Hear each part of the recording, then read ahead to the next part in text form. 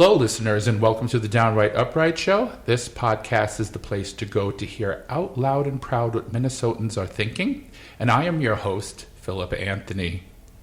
I'm so excited that you've chosen to join us today, and I'm hoping you are all doing fantabulous. On each podcast, I will first be introducing our guest, sharing a short bio of their lives and careers, and ending with their personal opinions of the current events that influence all of our daily lives as Minnesotans and as Americans. And my special guest today is author Lisa Metwaly, who has written an awesome children's book entitled Kindness Travels Presents Penny Power. And she also was the co-owner of Q Kindness Cafe, a restaurant she co-owned with her husband in St. Paul. Lisa has been featured on many local news stations, Women's World, Red Book, National Blogs, and Delta Sky Magazine. She is one of 50 worldwide to be featured in Marianne Halpin's #1 selling book on Amazon, Fearless Women, Visions of a New World. Lisa has also founded Kindness Week with the St. Paul Saints, and her resume just goes on and on and on and on and on. Now let's talk about the book really briefly, and then we can start talking to Miss Lisa. This book is an interactive and fun tool to teach kindness. Parents, teachers, grandparents, brothers, sisters, ministers, neighbors, and anyone else who knows of children that like to read will benefit from this book. I love this line, "Children long to belong."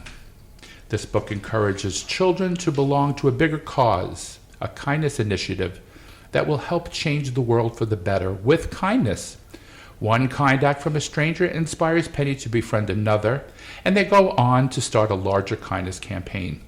Instructions, activities, and other ideas are included in the book, and at the website www.kindnesstravels.com.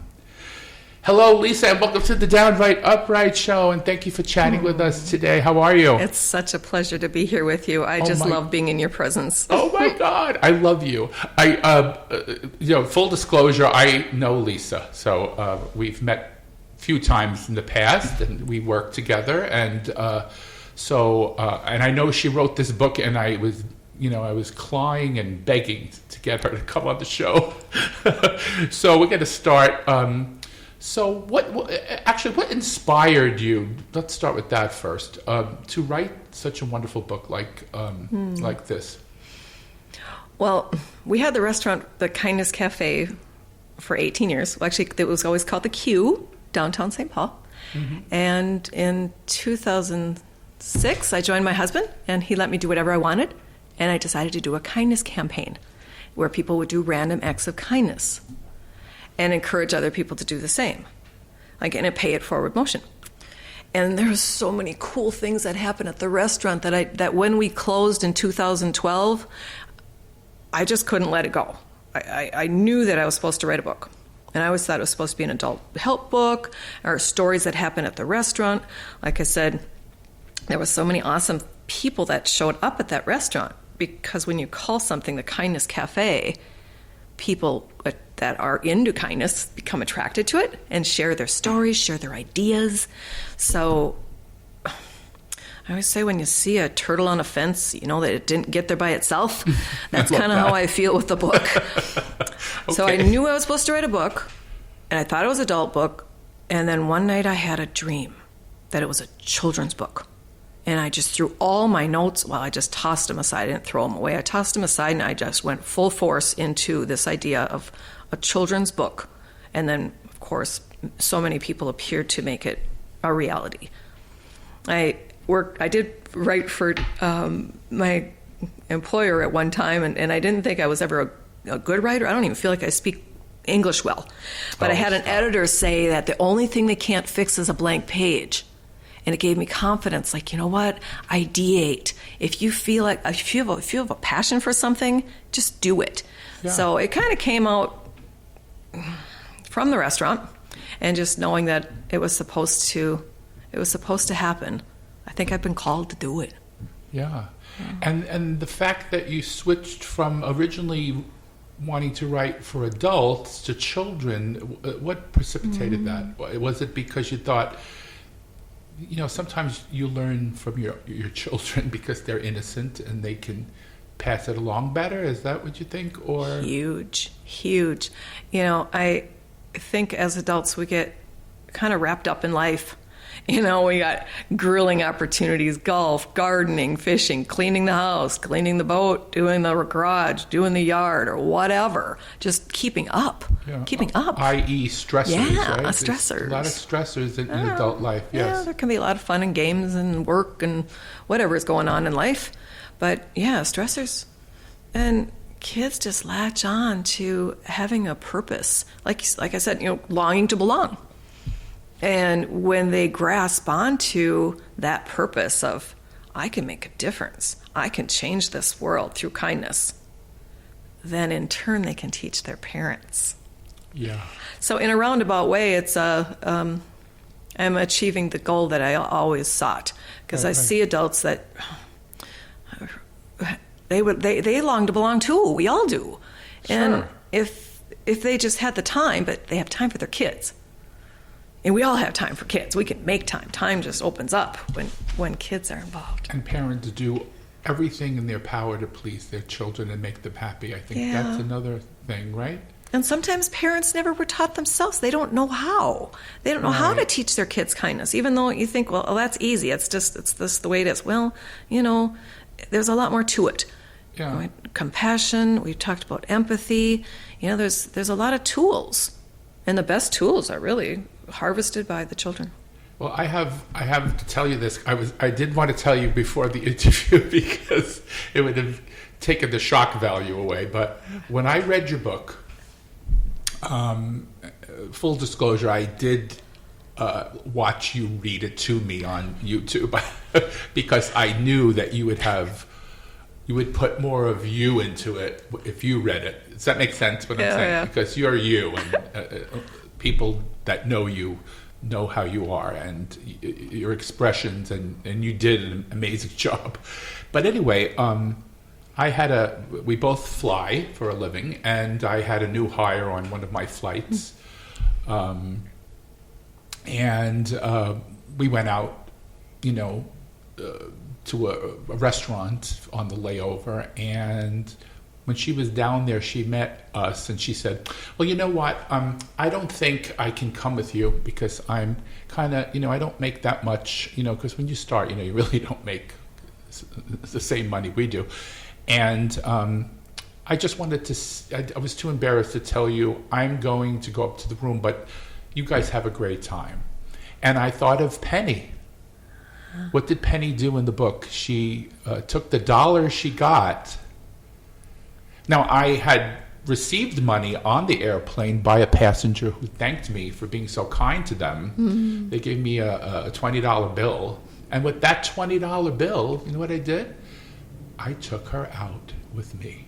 So Penny taught me a lesson. I just wanted you to know that. Oh, that's so sweet. And doesn't it feel good? And not only not only does the person giving, but the person receiving, and everyone that hears that story also gets a boost of, well, technically it's a serotonin boost. So actually even helping people that are depressed, kindness actually gives that a boost too. And this person who I was kind to is going to definitely spread that kindness down the road. I can't imagine she wouldn't. She was almost in tears. She was so happy. Yeah. So I really think this book is a lot of people are going to enjoy this, and adults as well will enjoy it and enjoy reading it to their children. And like I said before, there were instructions on different activities you can do as well. Can you give us a little synopsis about one activity that they could do with? Well, what I like to do is tell about the instructions, because the instructions are super, super easy. Right. And you don't need me to implement this kindness campaign idea. Book, you can get the PDF, everything is online. But you can read about kindness. It doesn't have to be this book. It can be any book. You talk about it, how it makes you feel. And then you implement a kind act in 24 hours. And then you come back and write about it. And then now you teach a couple other people, ideally 10. Now imagine this. If one child teaches 10 other kids, those 10 teach 10, that's 100. Now those teach 10, that's 1,000, 10,000, 100,000. You got millions of people spreading kindness just because one kind act. So one of the best kind acts you can do is to do a kind act in sharing. Share something. It could be something else that has meaning to you, or one of my other personal favorite kind acts. Those obviously the instructions are. That's my big kindness. If you can just share that, and you don't need me to implement it. If you want me to come talk at the school, I can. But you don't need me. You do not need me. But one of my favorite kind acts is doing it at a grocery store or somewhere where I feel like either they've really assisted me. A lot of times those automatic checkouts where you're just on your own, and maybe somebody comes to help. Or maybe they're having a bad day. Sometimes the people that are having a bad day need kindness the most. But I'll ask them, what kind of candy bar do you like? I want to buy a candy bar for a friend, and I don't really know what kind is good. And they'll tell me what their favorite candy bar is. And then I'll buy it and give it to them. Oh, my I'll goodness. say, this is just a random kind act. I just want you to just pay it forward someday. Oh, that is so sweet, Lisa. But then you just walk away. The whole point is that you don't really want the tension of it. It's like, you know what? Just plant the seed. Yeah, my kind acts that I'm very famous for when I see an elderly person in the supermarket struggling with their bag. That's my big one. Even though I have a bad back and I have a lot of issues with my knees and all that, I just can't imagine being that age and being so powerless to just do a natural thing that you and I would do, never think about, carrying a bag to the car or carrying a bag anywhere. I say, hi, how are you? Fine. Would it be okay if I help you carry you? And obviously in this society, we the first thing that people would think is, oh, he's trying to rob me or something, and unfortunately that's where we've become as a society. But I make it my business to show that I'm not, I'm very kind and I'm just trying to help. So things like that, to spread the kindness, will help. Yeah. Yeah. All right. Well, so the word kindness, it has a lot of meanings. It's very, very generic, very, like we were talking about empathy as part of kindness, random acts of helping people, things like that. So what does kindness, if you had to define it, mean to you? The word itself.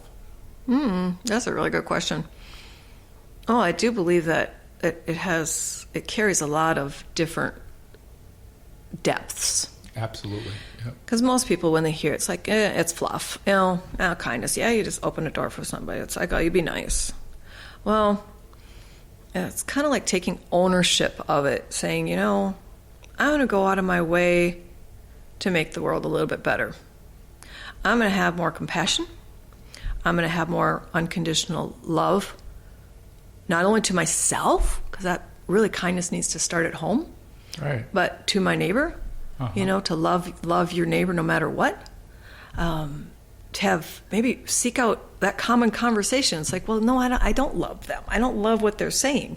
Well, maybe we need to seek to understand before being understood. So many people shut themselves off, saying, you know what, they don't think the way I think, so I don't want to have anything to do with them. Well, how can we get to the point of kindness or compassion or any kind of movement forward when we've put up a blockade? Mm-hmm.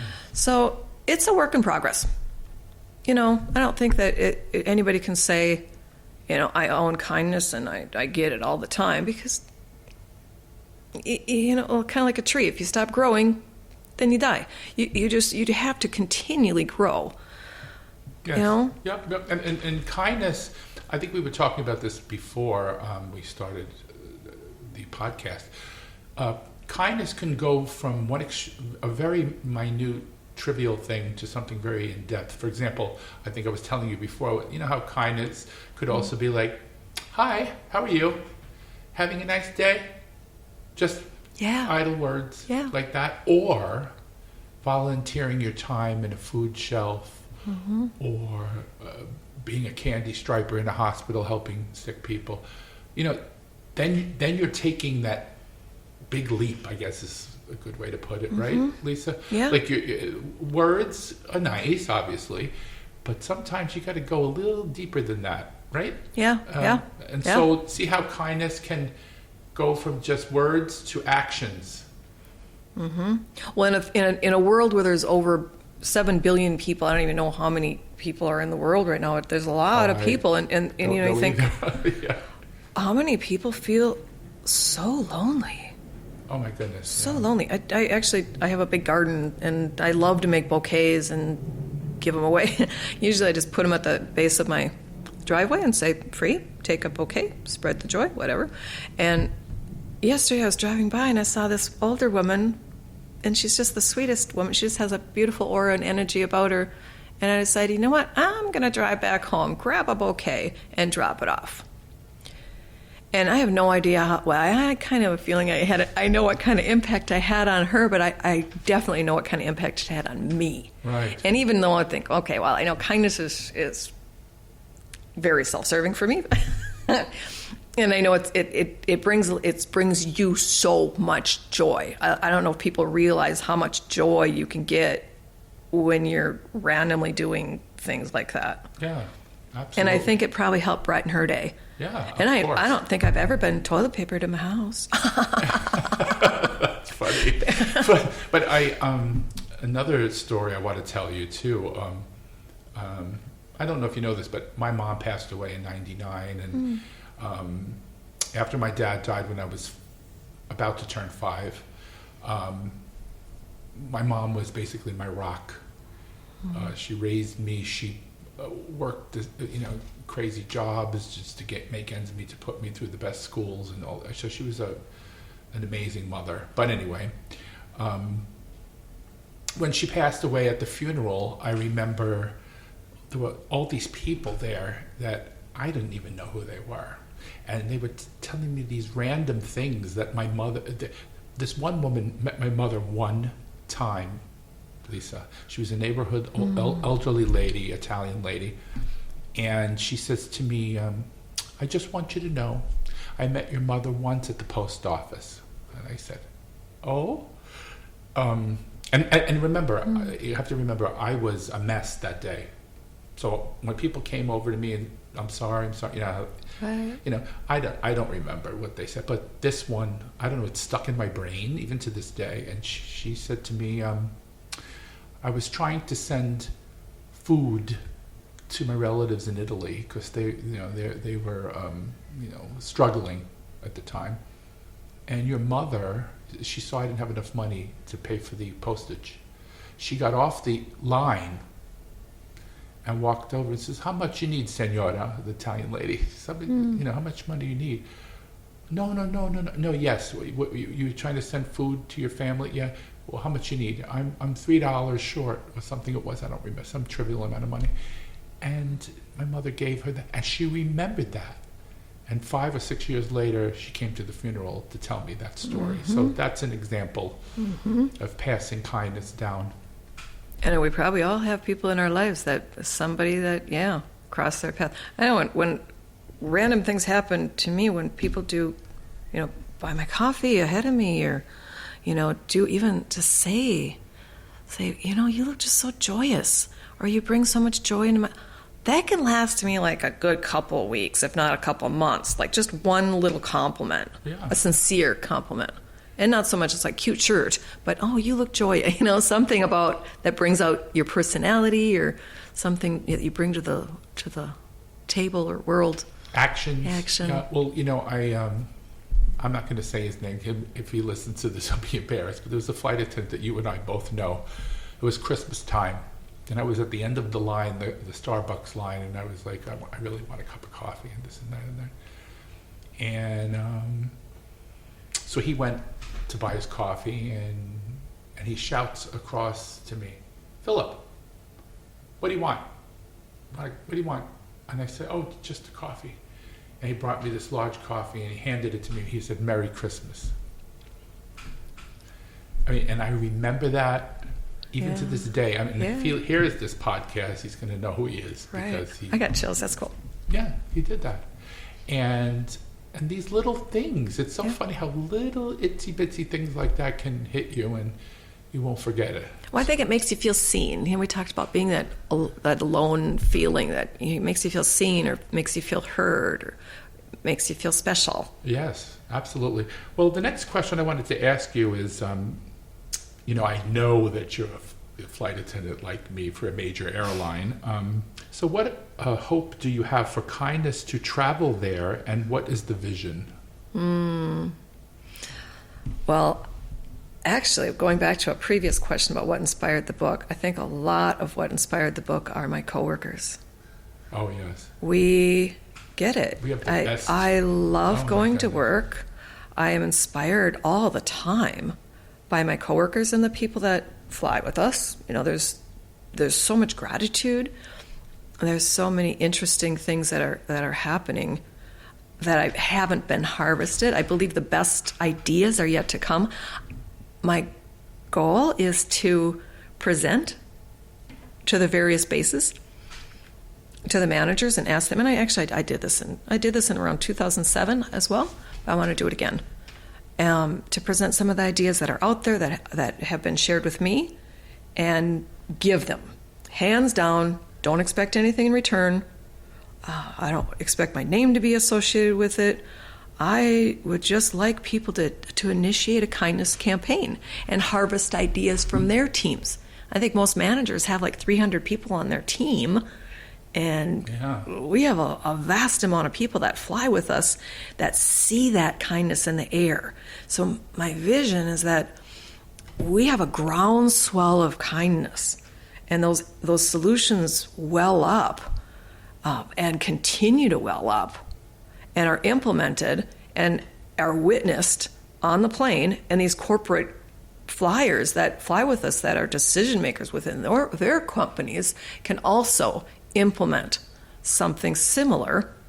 Again, you don't need me. You just need to plant the seed. That's why I love, love, love being here with you today. And for anybody that's listening, if they can just take that seed and run with it, take that ball and just go for the goal line, it doesn't need to be hard. It can be so easy. Mm-hmm. So really the vision is definitely solid. And I know for many artists, so to speak, it might be in this lifetime. I'm hoping that I can see it, but if not, I'm determined to take this to the grave. I mean, I'll be talking about this till I die. Yeah. And hopefully others people will too. Oftentimes people don't know what their purpose is. Well, latch onto this. You know what? Take this and use this as your purpose. Write your own material, or take this and run with it. You don't need to write a book. You just take mine. I don't care. Take these ideas, make a little pamphlet, spread it out at your school, your church, your work. Make a board and harvest ideas. Catch people in the act. A gang of us, like with the book, going to different schools and reading it to the kids. The teachers read, kids read. They love to read. They can read. Yeah. But going back to the flight attendant thing, I don't know about you. I'm sure you agree with me, but the closest, most wonderful people you've ever encountered in your life, you met at this job. I mean, I think when you were interviewed, or when I was interviewed, they saw something in a light in us that they said, these people can affect like a bad day, or a delay, or just being nice in general, caring. That little goodie bag that I give to passengers that do nice things for other.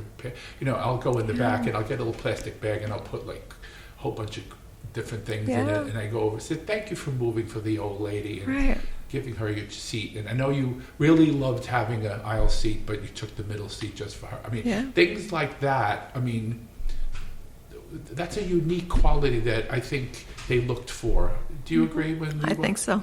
And I think of us as sky angels. We're all sky angels. We are there to care for people. Right. It's a beautiful thing. Well, obviously there was some that slipped through the cracks that shouldn't be there, but that's Well, and there. hopefully, it's the 80-20 rule. You got Right. And actually, I think it's probably more 90-10. I don't see even it that higher often. than 90. I don't see it that often. I'd say 98% of the flight attendants are amazing people. Well, one of my favorite quotes, I believe it's Marilyn Baird. If you can't be a good example, then you'll have to be a horrible warning. Yeah. Because sometimes we all serve as a warning, Yes. All right. So I wanted to read the next question to you here. I did some preparation. Have you ever gotten to actually read the book to any children in schools? And if you did, what was the response? Can you share anything about that with us? Yeah, actually, I've been able to read it to a few schools. One was a preschool, a Montessori school, and actually those are probably the easiest to, any kind of private school is probably the easiest. I've tried to work with the public schools, the district. There's a lot of red tape, Right. So teachers just have to run with it and make it their own. But recently I did a school that was from kindergarten through 8th grade, a Catholic school. Previous flight attendant actually approached me early in the year, and she asked me if they could do a kindness campaign, a kindness travels campaign throughout the whole year. They had T-shirts made, kindness travels, and they got to wear them on Friday. Did they put penny on the... No, actually they asked me if they could do their own thing, and I said, absolutely. The only reason I copyright my stuff is so somebody else can't copyright it and tell me I can't use it. Oh, So good point. take whatever you want. I'm giving you permission. Right. But the end of the year, so they had this big kindness campaign. At the end of the year, they asked me if I'd like to come speak, and I was, of course, I'd love to come speak to your group. So kindergarten through 8th grade, the whole auditorium, the whole place was filled with children. Oh my goodness. And it was awesome. They were just latched in. They got it. They get it, and it's just so inspiring to see those kids Right. understand that the world can be better with their help, but we need their help, and they're on it. Like those children They're on that it. feel they don't belong to, Yeah. I can't remember what movie this was. Maybe you can help me along. There was remember the Land of Misfit Toys, and they were toys that were Was not it Toy Story? made properly, and they were ostracized from the rest of the toys. It was a kiddie movie. But the point I guess I'm trying to make is that when kids feel that their differences are addressed, and it's okay. It's okay to be different. It's okay to not speak English the way everybody else does. It's okay to, not be as macho as a boy as the other boys, or et cetera, et cetera. Yeah. Because like I said to you, I went through that as a kid. Before we started the podcast this morning, they were merciless with me. I mean, I was not the most masculine kid. I mean, I really wasn't. I was, like I said, I played with Barbie dolls and jump rope with the girls and hopscotch. I related to girls. And it wasn't a box that I got to check in the womb. I didn't say, well, I'm going to come out. I want to be gay, or different, or whatever the word you want to use. But when another kid embraces you and says, "Don't worry about them, Phil. You're valued. You're a good person, and and I like you," and embraces you. That's so powerful for a child. Don't you agree? Absolutely. Well, and a kindness campaign really latches on to the fact that we belong in a group. I mean, it's like a kindness gang. At the restaurant, there was a group of volleyball players, high school kids. Actually, they came back one year. They came to the restaurant, and the next year they had tournaments again. They came back. They all had their T-shirts on that said "Kindness Gang." They had started a kindness gang, and they all got T-shirts that matched. Uh-huh. But you belong to something, especially when a school implements like this, so then everybody belongs. And one of the kind acts, too, that we write, there's so many on the website, is, being curious about each other. It's like, what is it that about you that maybe I need to learn? I love the questioning of, what are your headlines today? You know, when I meet people on the plane, it's like, what is it about you that maybe makes you different than everybody else here? What's something that you've done in your past or what you want to do in your future that makes you you? So let's go deep with one another rather than, how's the weather and how are you doing? Fine. And move it. No, what are your headlines? What's going on in your life? You know, that's kind of an adult type question, but I think it's worthy to be said that we need to ask a little bit deeper questions and have a little bit more depth in conversation. Yes.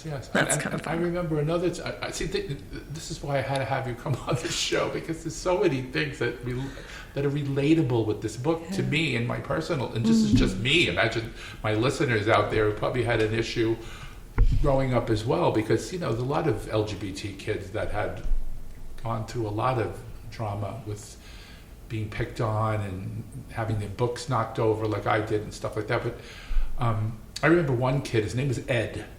I'm not going to give his last name, but he was merciless to me. I mean, he would call me every name in the book, knock my books over, call me names, push me on the ground. I mean, he was just absolutely horrible.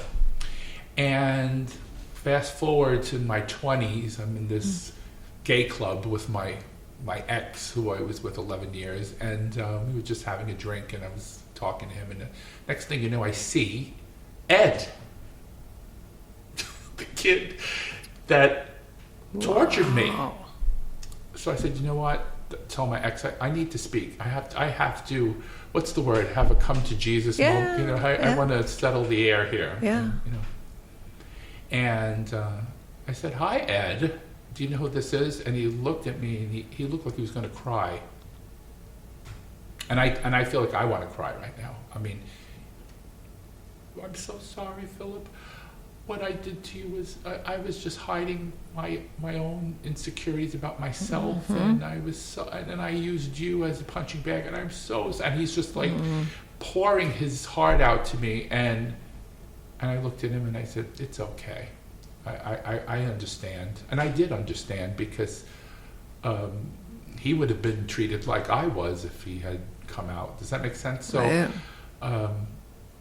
the kindness that he showed me back, that he, in an apology setting, see, this is where kindness can also, apologizing for doing something wrong is also kindness.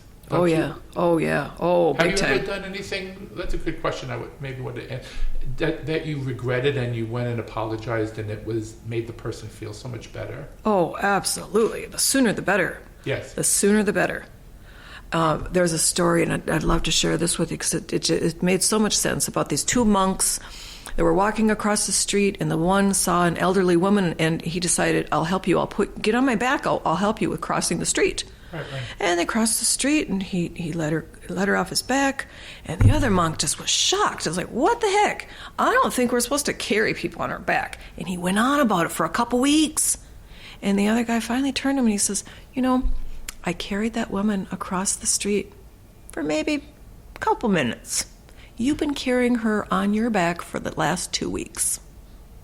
So whenever something is festering within, the sooner we come to apologize. I think it's the Dale Carnegie training or tip to apologize quickly as possible. Yeah. You have to. The hardest thing I think for a human being to do is to apologize, because it's kind of you're kind of recognizing that you made a mistake, and people don't want to admit to their own mistakes. So I think that shows a lot of character when you can go to somebody and say, I'm so sorry that I said that the other day. I thought about it and it's killing me. My conscience is just, I can't rest. I think that shows a lot about a person. Right? Yeah. Well, we all have opportunities to grow. I mean, when you're wrong, admit it quickly and emphatically. I think that's the Dale Carnegie saying. Mm-hmm. But yeah, we are all wrong. If we were perfect, well, Nobody's perfect. No, no, nobody's perfect. Not even anybody yet. No. So I guess we talked about this, about can anybody take this model and copy it? I guess the answer is yes. And please, just get the book and spread the news and get people to jump on the kindness train. Yeah, and I don't need another job. It's so funny because I was doing all this marketing and trying to convince my husband I needed to take these courses, and he says, "You know what you're buying, don't you? You're buying another job." Uh-huh. And I thought, oh no, I really don't want another job. I never wanted money from the book. I just, hoping to just break even because I still spend money on website and all that other book stuff. But that's not the point. It really is a labor of love. Oh, yeah. I seek nothing from it at all. Well, I do. You know what? I'm in the same boat as you because I'm doing this podcast as a labor of love. I think being an LGBT person and trying to show America, or especially in this case Minnesota, I am a human breathing person that feels pain like you do, that works like you do, that pays bills and taxes and goes through the motions every day. But all I want is for people to hear me and treat me like they treat anybody else. That's all I ask. Does that make sense? Yeah. Like just, even African Americans, Latinos, trans people, Asian, whatever you are, don't look at that person as, oh, they're different. Look at them as they are a human being that has feelings and needs just like you do. And maybe that would trigger something in your brain that I need to, you have to spread that kindness like this book is trying to do, right? Yeah. And an opportunity to learn something new. I know I've got, my neighbors are do a lot of henna, and oh yeah, this Saturday is a big Muslim celebration of Eid, and it's interesting on how we don't know. I've got people that are Hindu. I've got people that are from the East Coast, West Coast, different color, different race, different preferences, different identity, and well, that's what makes us so beautiful. It's like a beautiful garden of flowers. If you just had one flower stem and that's all you had, that's the same everywhere, that would be kind of boring. Yeah. I that's what I love about the one thing that makes America different, separate and apart from other countries, is we are not a one note Charlie here. We're a bunch of different people with a bunch of different backgrounds and languages and cultures, and it's fascinating. We can learn so much from each other. Yeah, they say the brain we've only used like 5% capacity of our brain. Think of how much we could tap into just by being curious about another person. Yeah. How much we can grow and learn and be enriched by being curious. And kindness to difference is really important as well. I mean, just like you would want people to defend your humanity, you would want to defend theirs as well. It's just like I said, it's contagious. It makes the country grow. Yeah. And that's what I love about the message of this book, Lisa, is that it you don't have to be a little kid to get the message. It's a universal message. Yeah. Like the Bible says, do unto others as you would want others to do unto you. Period. Right. Full stop. Right? Right. The last question I prepared for you was, how does kindness travel in your opinion? How does it travel? Oh, and it travels so easily and readily. Like you said, even like when you were bought the cup of coffee, everybody that witnessed that. And I hear people have that happen to them all the time, where one person buys the person in behind them coffee. In fact, I met with a doctor friend that came for the weekend, and it was so cool because he said, yeah, some guy just bought my coffee ahead of me. I mean, he can afford it. But that's the cool thing. It's like, it doesn't matter who you are. He needed to experience that so he could now pay it forward. He said, yeah, and I thought, I was at lunch the other day and I thought I'd pick up the tab for the person, behind me. And so on and so forth. And you'll hear these people go, it could go like 20, 30, 40, 50 people in line. Yeah. And we don't know where it'll travel, really, but we know it travels. They say energy in motion stays in motion. Well, kindness is energy. It is. So it just keeps going. Yep. And hopefully there'll be a tipping point where you don't see as much negativity and hate and the challenges that we're experiencing in the world as much in the media. Hopefully there'll be a tipping point where you'll see more of the good people are doing. I know there's, I can't think of the name of the person. On Sunday morning, I can see his face. But he does a podcast on Kindness 101. He does it with his kids, and they're constantly doing awesome things and featuring people on kindness, doing good things in the world. So there's inspiration happening all the time. And I don't know if our employer is actually harvesting kindness stories, and they're encouraging people to write to each other. It's like when I witness somebody on the plane that's doing an awesome job, to write them a letter. Yeah. To acknowledge. Even that alone is huge. Absolutely. And you never know where it travels. I can give you another example of something that happened to me. Do you remember, like, during COVID, there were these news reports of flight attendants being abused because they wouldn't, the flight attendant would just be doing their job. Oh, of course, yes. And say, please put your mask on, please, and just be kind. It's a kindness thing to put your mask on, if you think about it. Some passengers were lashing out, screaming, yelling, and in some cases hitting the flight attendant, like breaking their teeth, knocking their teeth out and punching them in the face and pushing them on the floor and doing all these things. I'm sure you were aware of that on the news. Yeah. Well, this one lady, passenger, as they were deplaning, she handed me this bag, and she had a little note in it, a lot of candy, and another little envelope in it. And then I opened up the bag and I read the note, and she's like, "This is just to cheer up your day. Thank you for what you do for all the people in the air that fly. You guys are amazing, and I just want to thank you, because I know you've been going through so many changes that are not good, and I just want to make your day." And inside the little envelope was a Starbucks card, and she gave each of us $10 with candy. Yep. But I think more than the $10, recognizing our pain and what we were going through, just empathize. See, talking about empathy comes back again. Understanding somebody else's journey. Right. I see you.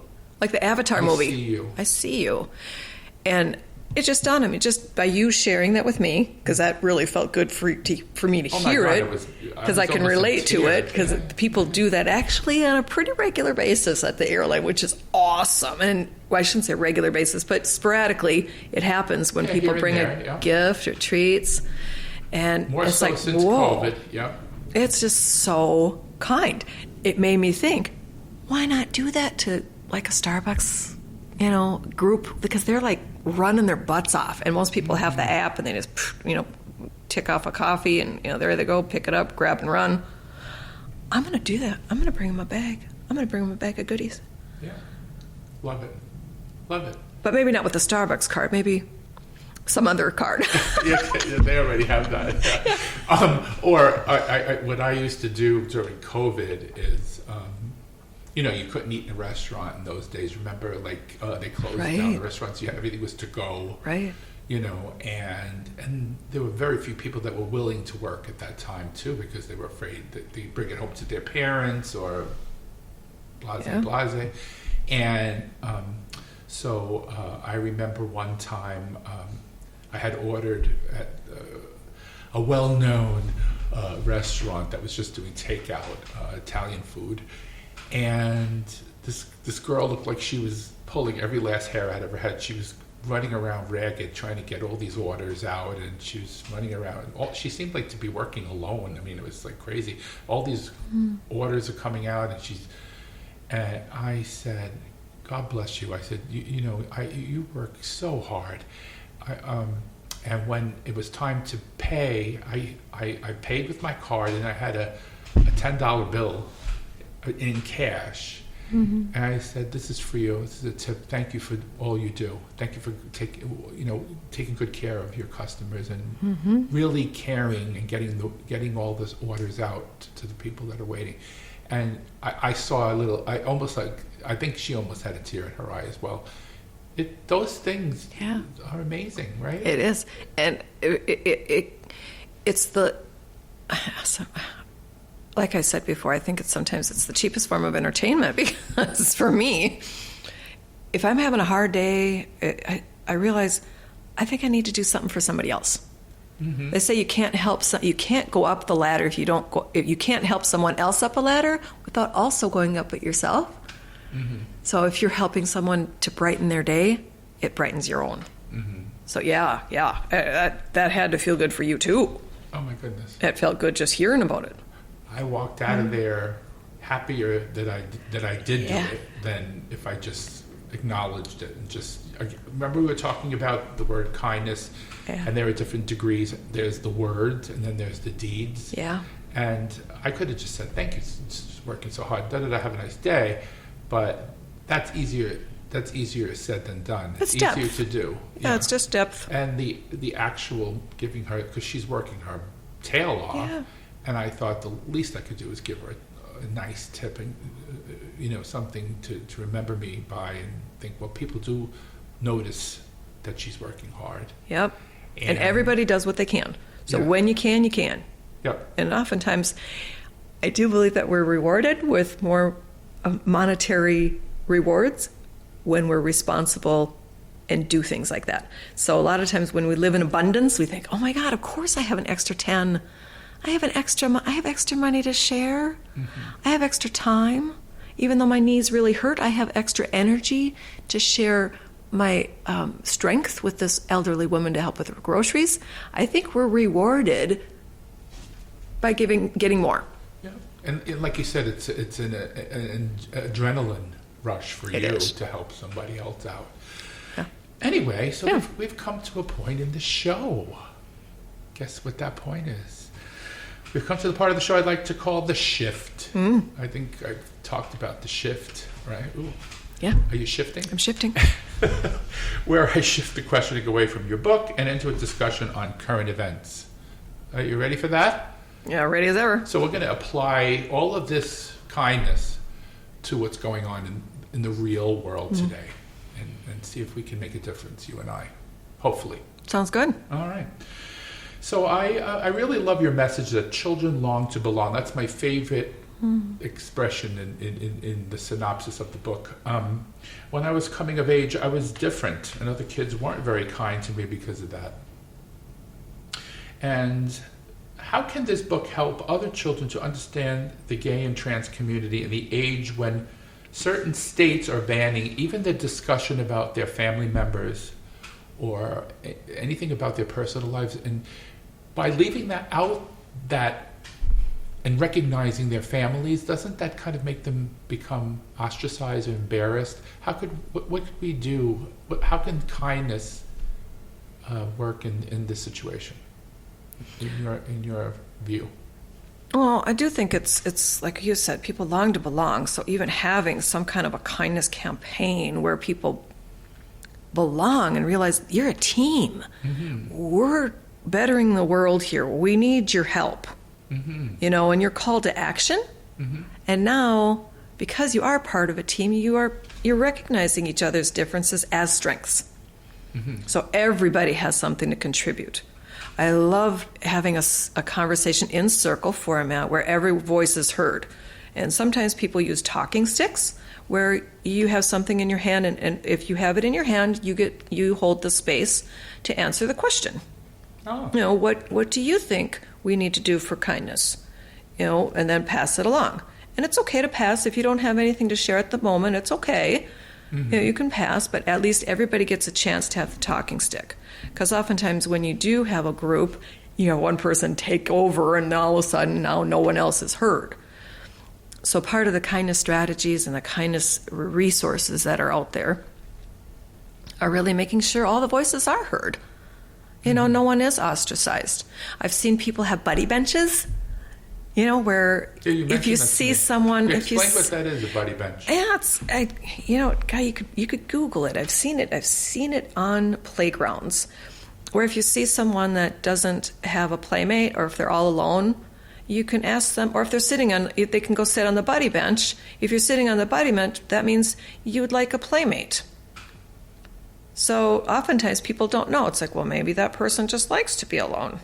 When they're feeling sad and down and alone, you don't know. Mm-hmm. Oftentimes we hide our feelings pretty well. Right. But then if you're sitting on the buddy bench, that means I would like a buddy. Oh. Yeah. And then I've seen another gal that was ostracized at school. She took a whole different approach, and rather than go internal and be challenged, well, I'm sure she was challenged by it, she decided, I'm going to kill them with kindness. I'm going to put stickers on all their lockers about what I like about each person. Oh. So how hard is it to be mean to somebody now that likes you so much? Right. Oh, that's sweet. I have a sister-in-law that's that way. Even if you hated her, she would love you. Oh. So it's really hard to not love her because she's so kindness. loving. Yeah. If you look for the good in someone, you will find it. Yes. But if you look for the bad, you'll find that too. And I can guarantee you, we all have something that is probably not so good that, we need to work on. Everybody does. Yeah. Well, the thing with this law in Florida, it's called the, quote, Don't Say Gay bill. It has a different name, but I don't want to give it the credit that the name that it really is right. Has nothing to do with it. But I think when you tell a child, or not tell a child, for example, I'm going to bring my parents to school, and then the teacher goes, well, we can't do that because you have two dads or two moms or one mom or one dad.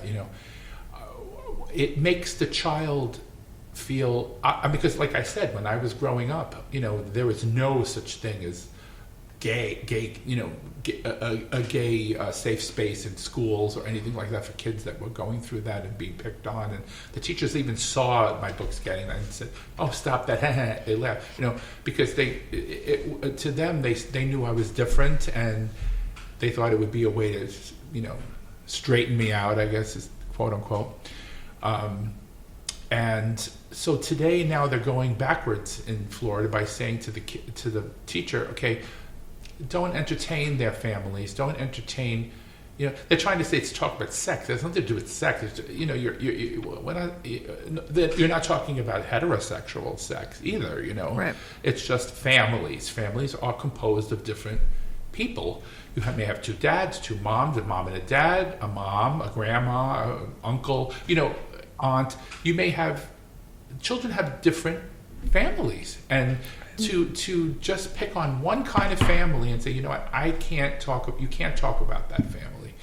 Don't say it. Don't talk about gay families. I just feel that's going to be very, very hurtful and very dangerous for children. Don't you agree? I totally agree. And I also had this conversation yesterday with a group of friends that we all need to be more active. So it's easy for you and I to sit here and talk about it, mm-hmm. But it's another thing is to, again, take action, doing that kind thing, getting active at our city council meetings. You know what? How many people we can solve all the world's problems across the table, and then all of a sudden nothing's changed because we didn't really take it to the next level. And, be kind to our communities. It's one thing to be kind to ourselves, to be kind to our neighbor. Now let's take it up a notch and be kind to our communities, mm-hmm. and actually take an active role. So not only volunteering with the community, but actually having a voice. Bingo, yeah. And being able to carry that kindness conversation. And how can we expect our political leaders to have a conversation when we don't even do it? Yes, that's exactly. And empathy, Yeah. I keep saying that word, and it, I think if you were going to bolster kindness, I would take it to the next level and say empathy. Kindness is, like I said to you before, it has many different levels. You can say, Yeah. have a nice day, that's kind. Or, how's your mom doing? I hope she feels better. I heard she was sick. Oh, that was nice. But understanding the plight of people that are different from you and saying, I feel you, I hear you, I see you, you're recognized, you're valid, validate them. That's powerful stuff. Yeah, validation's huge. And children need that. Huge. If they're different, they want to be validated. They don't want to be treated like some freak. They want to be accepted as a regular student like everybody else. Right. And that's why this law kind of it hits me very negatively. It hits me. I'm thinking about those poor kids and thinking, what are they going to be thinking, when they go to school now, Well, and the other program too, I should mention, because I just got involved in it, is the Big Brother Big Sister program. Yeah. Is to mentor those kids. Even though I'm probably old enough to be a big sister to her mom, but I have a 13-year-old little sister now that I'm a mentor to. We hang out, we can talk, she can confide in me, and that's a huge organization that really embraces all kids. Right. And kids need us. Right. Even twice a month. I mean, how hard is it to mentor a child? Mm-hmm. I would have loved, to grow up in a time where when I went through what I did, I had a mentor. I had a safe space. I had a place to go to know that I wasn't like this freak, and that was a big part of my childhood. Just this fear, this, being treated differently in a negative way, verbally, physically. I mean, just kids were just horrible to me. And I think those mentors, like you said, those safe spaces, those other kids that are like them, being able to be in a place where they can talk about those things and feel recognized, I think that's really, really, really important. Really important. Really important. Yeah. No child in this country, if I could wave a magic wand and say, and have my way, no child in this country would feel degraded or treated less than. Right. You know what I'm saying? And think about how many adults. I mean, we're the baby boomer generation. I mean, everybody should have a child in their life, really. I mean, it's probably one of the very best things that I've ever done, is to mentor a child. And it's such a small commitment. And it doesn't have to be that group. It could be something else. But my point is that we don't have to reinvent the wheel. We don't have to reinvent a corporation or a nonprofit or, get so deep into thinking, how are we going to make a difference? Well, talk to your friends. Pick up the phone book, Google it. Is there even phone books anymore? I don't even know. But I don't know. pick up the phone book. But there's a lot of organizations to tap into where we can make a difference. There are many poor and disenfranchised people trying to leave their countries and have a better life in America. We see what's going on, for example, in the Ukraine right now. Poland, for example, the Polish people are being amazing. I mean, they're taking in, each family is taking in Ukrainians into their home because their cities are being devastated. Their people are lying in the street, family members dead. It's just horrible. I mean, it's something I can't even comprehend in my brain.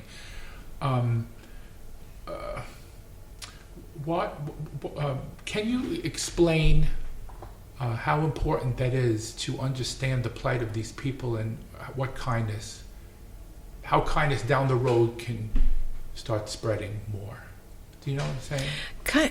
Yeah. I mean, it's so overwhelming and so devastating. But I think one of the things, maybe to have that shift of perception of living in scarcity and living in abundance, living in fear and living in a world of possibility. Right. Oftentimes we have the refugees that are fleeing their countries are some of the most hard workers, educated, kind, giving. They have so much to offer. Right. And that's that living in that possibility realm. Right. And I don't think people that... I think I would love to see more people take that kindness mentality of, wow, what an opportunity to open my home, to open my doors, to be able to share my what I have. Even the smallest amount helps, right. as opposed to living in scarcity and fear. I think again kind of goes back to that conversation of we're rewarded with when we're responsible. Right. There was a truck. I mean, I'm sure you watch the news on a regular basis. There was a truck full of, it was like a tractor-trailer truck full of refugees that they were paying these coyotes to get them across the border because of the last administration, there was a remain in Mexico thing, and the world recognizes asylum. If you are seeking asylum in the next country, the law says you have every right to apply, and if you have a valid reason to fear for your life or your family's life, you have every right to do that. But they did away with that in the last administration. So all these people were stuck in Mexico, living in the street, have no place to live, and so they were paying these coyotes to get them across the border without being detected. Well, they found this. Did you hear about this? Yeah. This truck. How many people were dead in that truck? There was no ventilation. Little children. People just trying to seek a better life for their family, so they wouldn't lose their family members. It's heart-wrenching. It was so awful. I thought about that, and I said, if we just had a little more kindness in this country, the people could look at them as humans rather than they're brown people from down there, I think we'd have a better country. Yeah. Well, and like you said, sometimes the word kindness for people, it doesn't really... it's not at the solid... Again, it's going back to that scarcity thinking. If you're going to think scarce, like, oh, well, I don't have enough for my family. We don't have enough here. It's like, well, look Compared at the to everybody abundance. else, yes. Look at the abundance. My husband likes to think of America as a teenager. Or some people have said, it's like we're like toddlers compared to the rest of the world. You look at Europe and people taking them in and how they're growing abundantly. Their economies are booming. And here we are thinking, oh, we don't have enough. We don't have enough. Well, you get what you focus on. Oh my God, we do have enough. And it's we funny, have if you much. look at the gas prices in the United States compared to everywhere in the world. They're like $5 a liter. A liter. I was just in Norway. Yeah. It was insane. We don't know how good we have it here. And to blame, like, for example, President Biden, look what he's doing. If he had a magic wand, do you think he would raise? I mean, this is a capitalist country. You can't force an oil company to say, you know what, lower the prices, otherwise we'll do this to you. They can't do that. There's no power in the government to do that. That's why we live in a capitalist. We don't live in a communist nation. If we did, a communist nation could say, okay, lower all the food prices, lower the gas prices, but we don't. We live in a free country. So the point I'm trying to make is be happy for what you got, and if you can help somebody that's less fortunate than you are, do it. Do it. Stop complaining and do it. Do something about it. Yep. Help people. Every little bit counts. Every little bit counts. Anyway, so I just want to say this is actually we've come to the end of the show. Isn't this amazing? It went by so fast. Doesn't it go fast? It goes so fast. Especially when you have a person that you admire so much. I'm in the Lisa Metwaly fan club, by the way. Oh, well, I'm holding up a mirror because that's you. I mean, you are kindness. You exude joy and compassion and care. Thank you so much. You're just, I look at you and I say, if everybody in the world had 1/10 of the kindness that you have, we would be in a really great world right now. And I'm not just blowing smoke. I'm telling you the truth. But yeah, My heart's full. Thank you. Yeah, you bet. And I want to wish that this book was mandatory in all schools, so that children who feel alienated could hear this message of kindness and learn to embrace difference. If you are a parent, a teacher, or anyone interested in how you can contribute to making the world a kinder place, you can contact Lisa at lisa@qkindness.com. Is that right, Lisa? Did I get it right? Yeah, that was the name of the restaurant. I just kept the email. Okay, so I'll repeat it so in case the listeners missed what I said it the first time. Lisa, Lisa, at Q, the capital letter Q, kindness.com. And better yet, the website, kindnesstravels.com, has everything they could possibly need. Yeah, and we're going to put those links in right beside your podcast, so that when people, after they listen to the podcast, they could go on and click and access all the information. Yeah.